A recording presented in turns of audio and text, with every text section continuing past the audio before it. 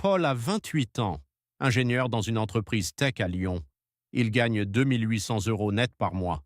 Ses collègues le respectent, sa famille est fière. Sur le papier, tout va bien. Mais le 28 de chaque mois, Paul ouvre son application bancaire et il voit toujours la même chose. Presque zéro, l'argent arrivait et l'argent repartait. Le loyer, les sorties, Netflix, Spotify, la salle de sport qu'il n'utilise plus vraiment. Paul ne dépensait pas de façon irresponsable, il vivait juste, normalement. Et c'est exactement ça le piège. Un soir de novembre, Paul dîne avec son ami Thomas. Thomas est développeur freelance. Et pourtant, il gagne 200 € de moins que Paul chaque mois. Mais au dessert, Thomas sort son téléphone. Et il montre quelque chose à Paul. Son portefeuille d'investissement. 14 200 €. Une croissance régulière depuis 3 ans. Et ce mois-ci, plus 94 € de gains, automatiquement, sans rien faire. Thomas regarde Paul et lui dit « Paul, mon argent travaille pour moi pendant que je dors. Le tien, il fait quoi ?» Cette phrase détruit quelque chose dans la tête de Paul. Le soir même, il rentre chez lui. Il ouvre son application bancaire. Puis il commence à calculer. 4 ans de salaire. Plus de 130 000 € gagnés depuis ses débuts professionnels. Et sur son compte, 312 €. Cette nuit-là, Paul ne dort pas. Le lendemain matin, il ouvre un compte sur une plateforme de trading. Il veut rattraper le temps perdu. Vite. Il scrolle sur TikTok. Une vidéo devient virale. Une action d'énergie renouvelable qui va soi-disant exploser. Des milliers de likes. Des commentaires euphoriques. Alors Paul fait ce que beaucoup font. Il investit 1 500 € d'un coup. Sans analyser l'entreprise, sans comprendre ce qu'il achète. 2 semaines plus tard, l'action perd 40%. Paul vient de perdre 600 € en 14 jours. Il ferme l'application. Et pendant 6 mois, il ne touche plus à rien. Dans sa tête, une seule conviction. La bourse, c'est fait pour perdre son argent. C'est réservé aux gens qui s'y connaissent déjà.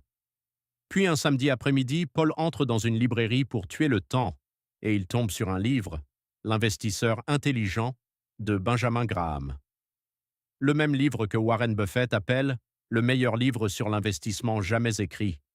Paul l'achète et il le dévore en 1 semaine. Et là, tout change. Il comprend enfin pourquoi il avait perdu ses 600 €. Ce n'était pas la faute de la bourse. Ce n'était pas la faute des marchés. C'était la faute de son ignorance. Il avait agi comme un joueur de casino, pas comme un investisseur. Un joueur mise sur l'émotion, un investisseur mise sur la compréhension. Alors Paul recommence, mais cette fois, différemment. Il ouvre un PEA et met en place un virement automatique de 100 € chaque mois. Puis il achète un seul produit, un ETF World, un panier de plus de 1500 entreprises mondiales, Microsoft, Apple, LVMH, Toyota, tout en une seule ligne.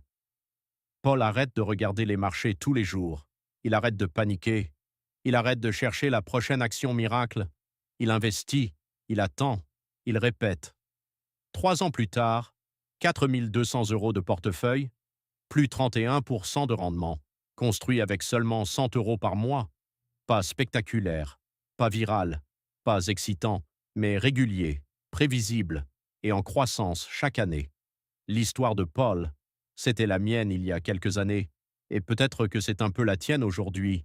Tu travailles, tu gagnes de l'argent, mais ton argent dort sur un compte à 0,01%, pendant que l'inflation efface silencieusement ton pouvoir d'achat. Ce que j'ai appris de tout ça, c'est simple. La bourse ne punit pas les gens qui investissent. Elle punit les gens qui investissent sans comprendre. Et c'est exactement pour ça que j'ai créé cette chaîne. Pour te donner en quelques minutes ce que Paul a mis des années à apprendre.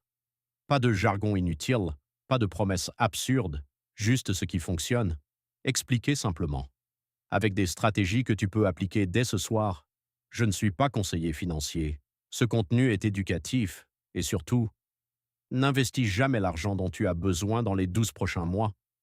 La bourse est un outil de long terme, pas une solution d'urgence. Si cette histoire t'a parlé, abonne-toi et dis-moi en commentaire, tu te reconnais plus dans Paul ou dans Thomas.